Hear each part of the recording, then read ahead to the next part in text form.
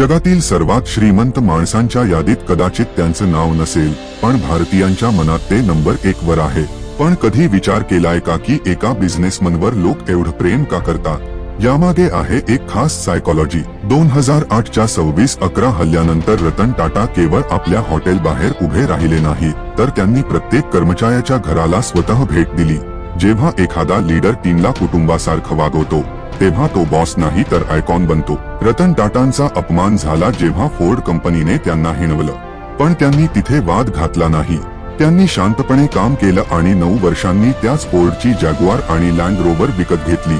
सायकोलॉजीनुसार याला म्हणतात the best revenge is massive success mindset. लोकांना नॅनो आवडली नाही, प्रोजेक्ट फ्लॉप झाला, पण टाटांनी लोकांशी केलेलं 1 लाखात गाडीचं प्रॉमिस मोडलं नाही.